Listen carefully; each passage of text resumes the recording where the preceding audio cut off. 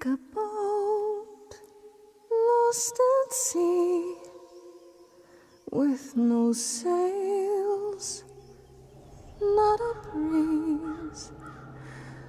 I am driven. Stray Gods, the role-playing musical, might be the dorkiest game I've ever played.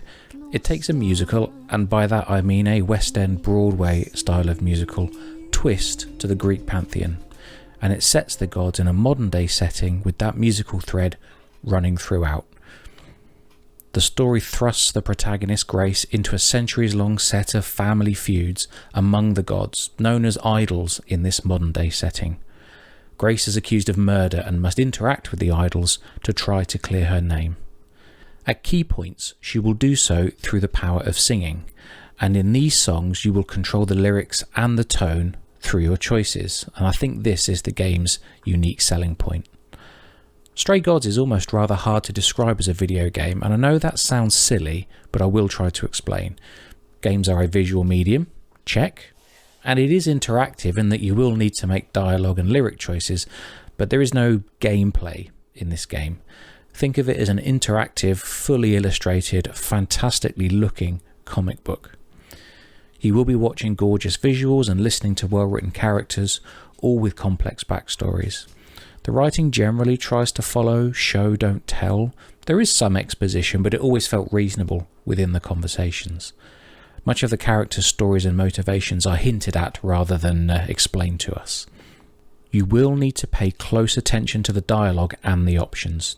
Despite this game's lower interactivity, this is not a game to play while scrolling.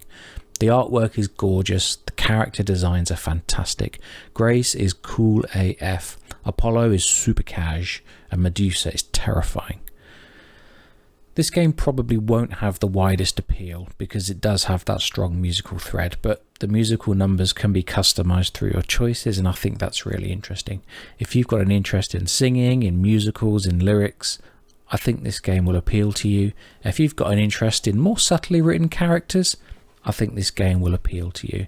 This game does have multiple endings, so again, if you like making those dialogue choices and re-exploring a game to get different endings, this game would appeal to you. The visual style begins very simply with fixed scenes and few changes to the characters' poses and expressions. However, as we move from Act 2 and into Act 3, we do see gradually more camera work and more frequent changes of the characters' poses and faces. This was a nice visual way to represent the increasing pace of Grace's work to clear her name. The big finale certainly has some great staging with the whole chorus singing together and some great moments of lyrics and performances, but I did feel that perhaps the final performance was a bit low-key for what should be the big finale. Now that's possibly because of the choices I made and the ending I got. Had I made different choices and got a different ending, perhaps we would have had a more dramatic finish to the story. The game does offer many different ways to play and experience the story, so for those who the game hooks, you will get many hours of enjoyment replaying and making different choices, whether for story reasons or just to hear the widest possible variety of music and lyrics.